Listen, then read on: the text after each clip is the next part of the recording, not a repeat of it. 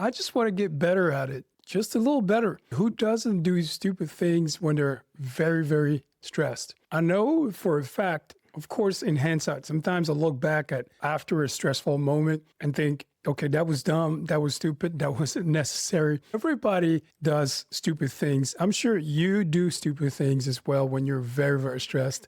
And I think we all do. And that's okay to recognize that. Some of the stuff we do, I do believe that some of the stuff we do is just not necessary or uncalled for. It's okay to feel this way. It's important to want to be better. And I want to learn to get better at this and manage my stress responses much better, like a pro. I'm going to miss sometimes. That's going to be hit and miss. That's going to require some change. And change is hard. Change is hard. The goal here is really to learn to snap out of it. Snap out of that stupidity. Sometimes it's stupid. Sometimes you're just doing stupid things. Snap out of that heated moment. Snap out of the autopilot. I want to learn to snap out of the autopilot reaction. When my body is operating in this autopilot mode, in this auto protect mode, I want to learn to snap out of it. Have you ever had one of those moments where you know you're going overboard? You know it, but it's difficult to stop yourself from continuing. It's difficult to take a different road. It's difficult to do things differently. It's just hard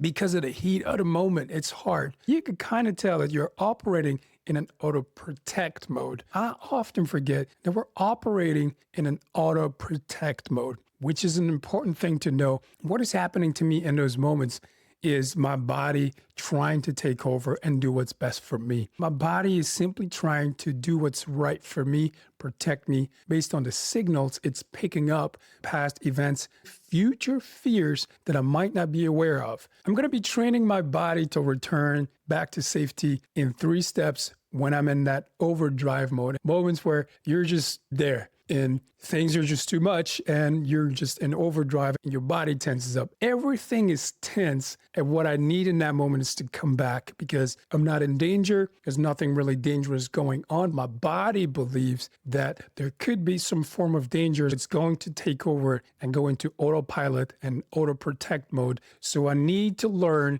to teach myself to come back in 3 steps. I'm going to be saying my name, Chris, come back. With a light press when the situation isn't that big of a deal. I'm going way, way, way overboard and I'm really in that moment and I need to take back control. That's an example of a moment where it's absolutely necessary for me to take back control because of the high intensity of stress that I'm feeling in that moment. So in a moment like that, I'm going to need a hard press, a strong press to send a clear signal to my body to let it know you're going overboard there. You need to chill out. You need to come back. You need to return to safety. Chris, I'm going to tell myself, Chris, take back control. I'm going to give myself this snap so that I can snap out of it. I need to learn. My body's not going to do it automatically by itself because it thinks I'm in danger. So it's trying to protect me. So I need to give it a really strong signal to snap out of it. It's important. We can all avoid future stupidity that way. If we learn to give our body the signal to come back, it's really about teaching yourself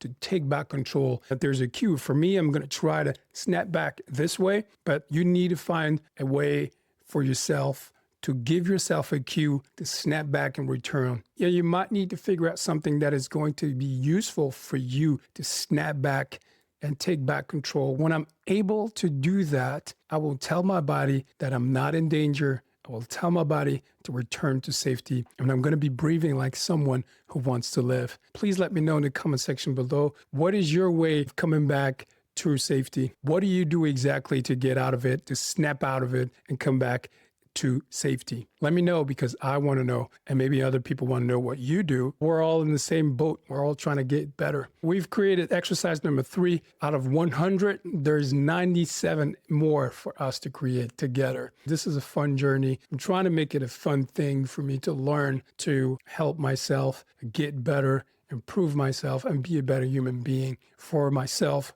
for my family, for my friends, for everyone that's around me. This is why step 5 is all about taking one tiny step to begin with. One tiny step that you know that you can do. Don't overcomplicate it. I'll try to not overcomplicate it for myself and pick one thing, one area where I know that I can begin, that it's not too big and too far that I won't be able to even start, but it can't be insignificant because it has to be a step that improves myself, that improves me, that makes me better. But I'm going to do this. I'm going to do this exercise, and I'm going to do it with truth and courage. It's not going to be easy. It's going to be challenging. I know that for a fact. But if I can do this, then you can do this too. My name is Chris Gunga. Keep living an empowered life.